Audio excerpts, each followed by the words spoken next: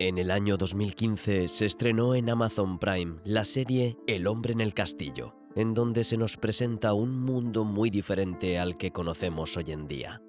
Un mundo donde las fuerzas del Eje salieron victoriosas en la Segunda Guerra Mundial, lo que provocó que la mayor parte del planeta se dividiera entre el Gran Imperio Alemán y el Imperio Japonés. Basada en la novela ucrónica del escritor Philip Dick, la serie se sitúa en los años 60, 15 años después del final original de la contienda en 1945, y aunque no deja de ser una serie de ficción, en cierto modo, nos proporciona una posible respuesta a la gran pregunta que todo el mundo alguna vez se ha hecho. ¿Y si Alemania ganaba la Segunda Guerra Mundial? Esta pregunta es el punto de partida de El hombre en el castillo, y a medida que avanzan los episodios y nos adentramos cada vez más en aquel mundo paralelo al nuestro, recibimos algunas pistas sobre cómo estos países llegaron a dominar el mundo. En términos generales, la serie está bastante bien ilustrada, combinando hechos y acontecimientos que pudieron ocurrir con otros menos probables. Sin embargo, no hay que olvidar que se trata de una serie de ficción y que está basada en una novela ucrónica. A pesar de que la serie nos ofrece un intrigante universo paralelo cuya trama da para debatir diversos temas, el propósito en este vídeo se centra en un tema en específico, que comprende la raíz del asunto y que se remite a la siguiente pregunta. ¿Tanto Alemania como Japón de verdad tenían intención de conquistar el mundo entero e implantar un nuevo orden mundial? Y si esto fuera cierto, ¿tenían algún plan o proyecto especial para realizar dicho cometido? Para las personas que tienen una noción muy básica de la Segunda Guerra Mundial y solo conocen los hechos más sustanciales y concretos, esta pregunta podría llegar a resultar demasiado obvia, incluso un insulto a su inteligencia. Pero lo cierto es que a lo largo de los años, la disputa entre los historiadores sobre la verdadera naturaleza de los objetivos bélicos de Hitler todavía continúa en pie, y, con toda certeza, es un debate que continuará mientras la historia, tal y como la conocemos, siga siendo una discusión sin fin. El auge de este gran debate se remonta pocos años después de finalizada la guerra, cuando el historiador británico Alan John Taylor publicó en 1967 su tesis de que Hitler había sido simplemente un estadista tradicional, de objetivos limitados y que solo respondía a una situación dada, sin tener algún plan preconcebido de conquista mundial. Fue a raíz de esta postura que la discusión entre los historiadores avanzó hasta el punto de que terminó desencadenando la formación de dos escuelas de pensamiento opuestas entre sí. Por un lado, los que apoyaban la tesis de un plan de conquista mundial de Hitler, y por el otro, los que la rechazaban tajantemente.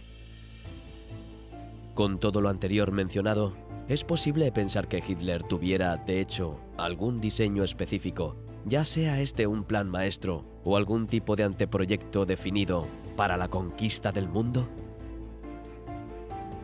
El día de hoy, seguidores, vamos a descubrir, apegándonos al punto de vista más histórico y exponiendo las posturas planteadas por los historiadores sobre si Alemania, y especialmente su líder Adolf Hitler, planeaba conquistar y someter al mundo entero.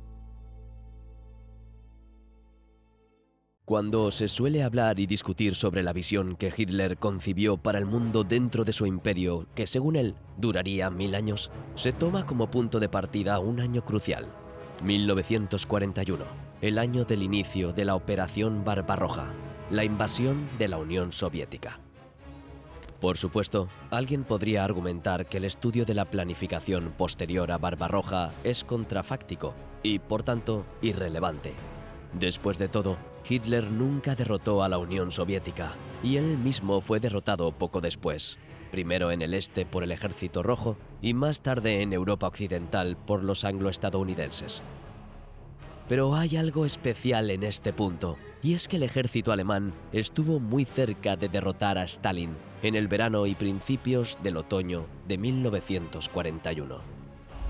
De hecho, el régimen estaba en ese momento tan seguro de que la guerra en el este ganaría tan rápidamente como las anteriores campañas en Europa Occidental y del Norte, que desde el cuartel general de Hitler habían comenzado los preparativos para reducir la enorme movilización de tropas que habían iniciado la operación en el verano de 1941.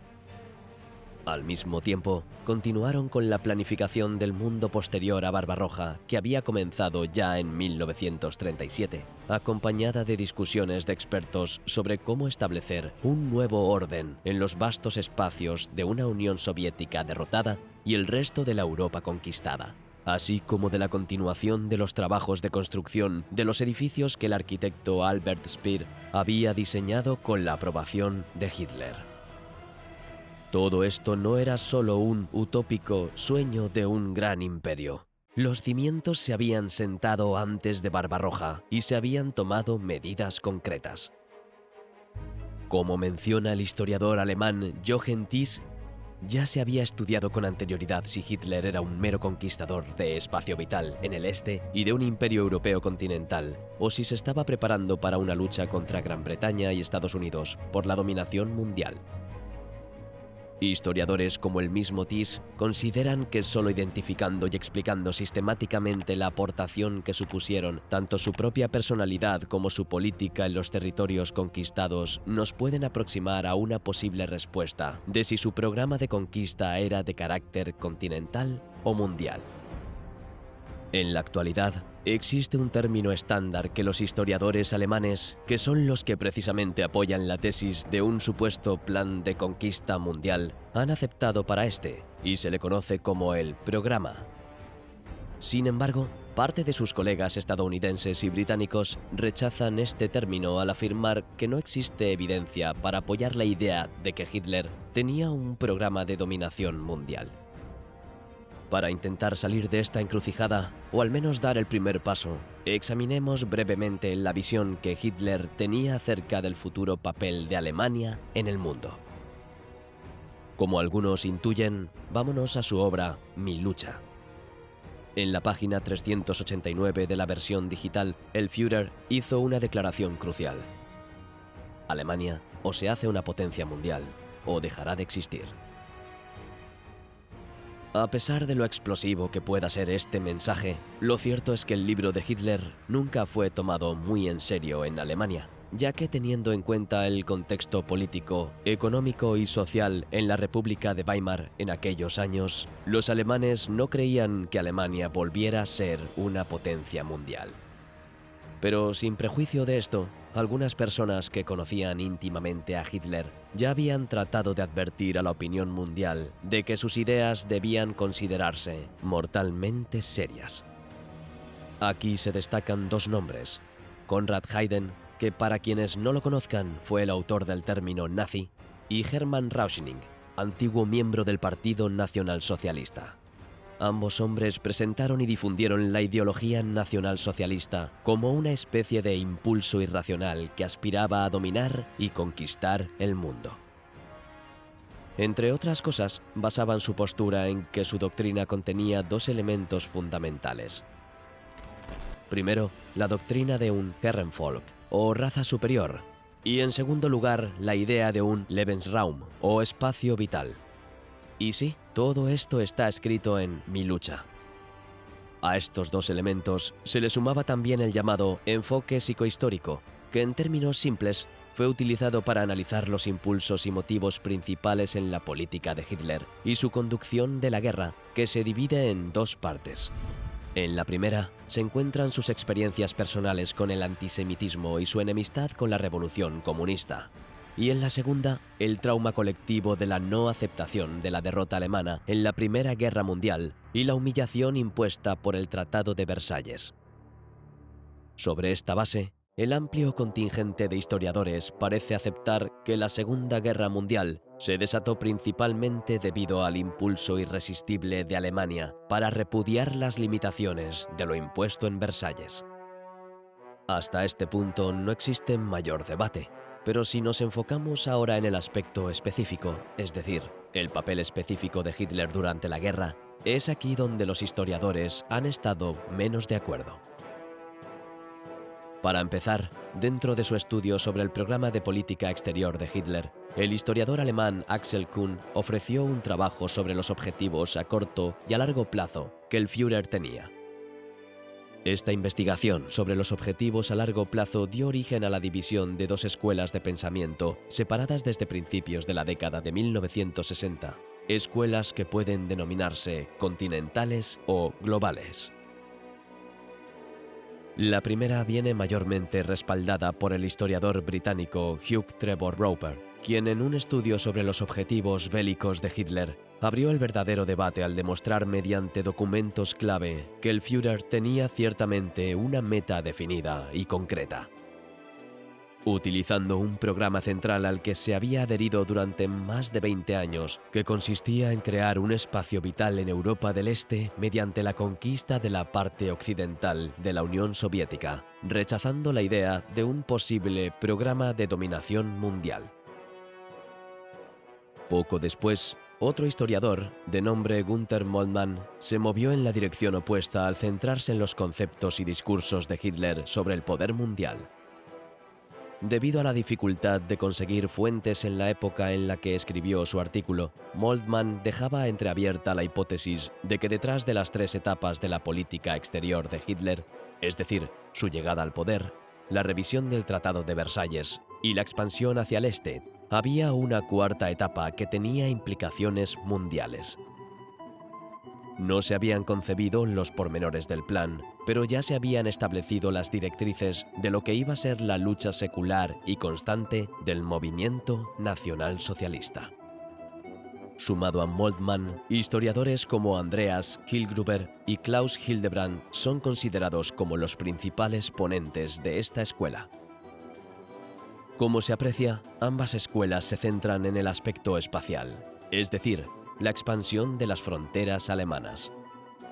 Basándonos en este aspecto, vamos a ver cuáles son los puntos más importantes que plantea esta última escuela sobre las etapas de Hitler en su conquista global. En primer lugar, cabe resaltar aquí que un punto que refuerza aún más a la segunda escuela es proporcionado por el mismo Adolf Hitler, pero de una fuente que no es tan conocida. Me explico. En 1958, el historiador alemán Gerhard Weinberg descubrió entre los documentos alemanes capturados por los estadounidenses el que sería conocido, al menos de manera no oficial, como el segundo libro de Hitler, un manuscrito desconocido que data de 1928.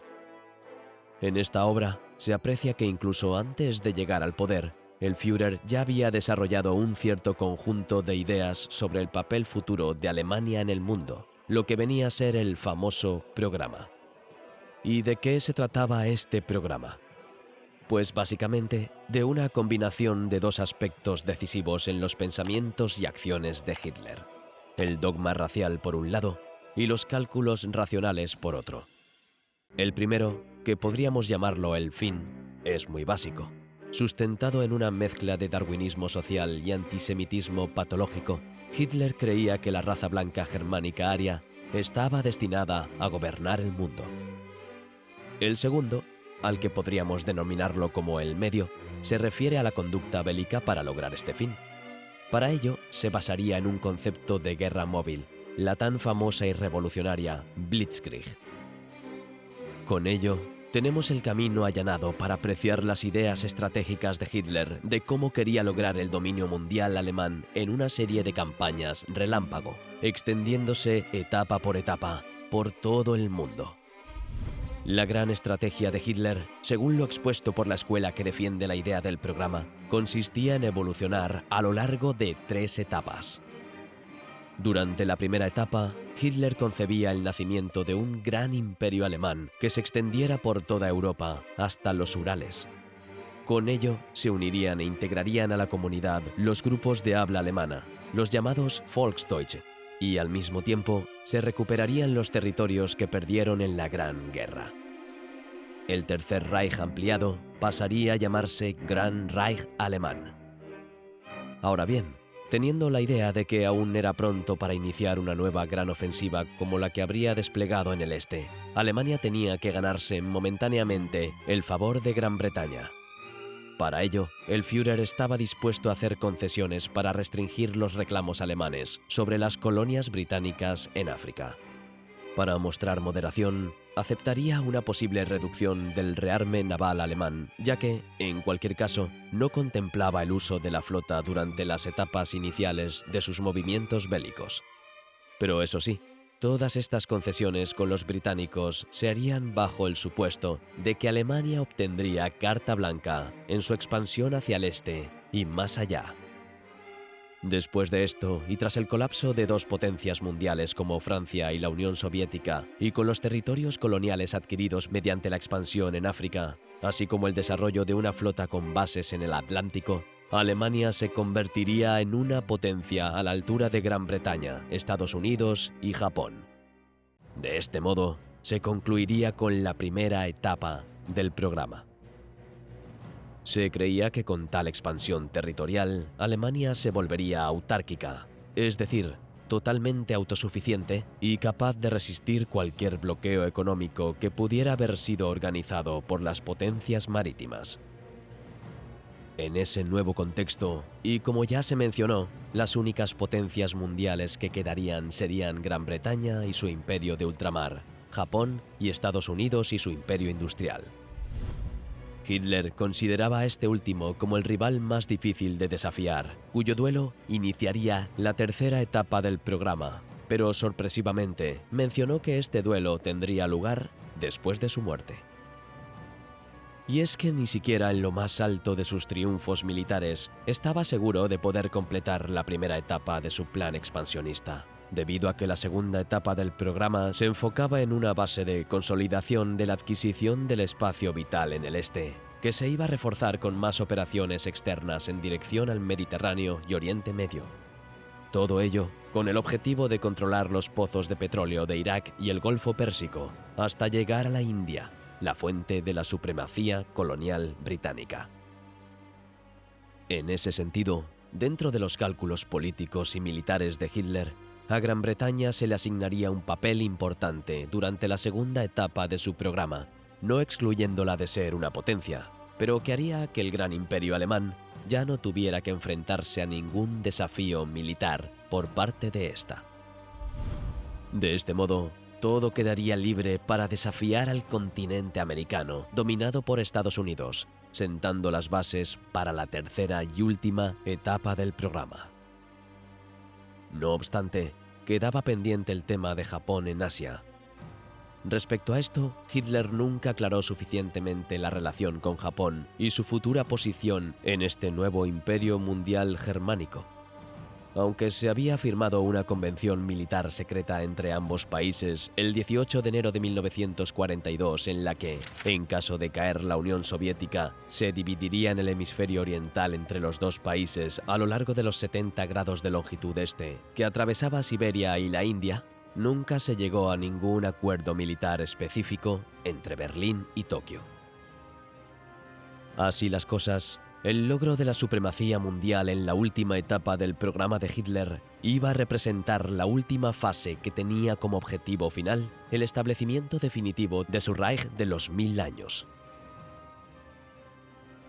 La conclusión dada por la Escuela Global es que tanto las ideas axiomáticas de Hitler sobre el antisemitismo, la ganancia de espacio vital y la erradicación del comunismo fueron las fuerzas motrices de una política exterior que veía su tarea en el objetivo de establecer la dominación mundial para la raza aria. Sin embargo, el conflicto con las democracias anglosajonas y la feroz resistencia de la población de la Unión Soviética a la guerra de exterminio emprendida contra ellas fueron las consecuencias que conllevaron a la derrota final en 1945. Al final, la historia tomó este rumbo, pero en una especie de abstracción histórica, podemos afirmar hoy en día que una de las posturas de Hitler predicha en 1920 se llegó a cumplir. Alemania o se hace una potencia mundial o dejará de existir.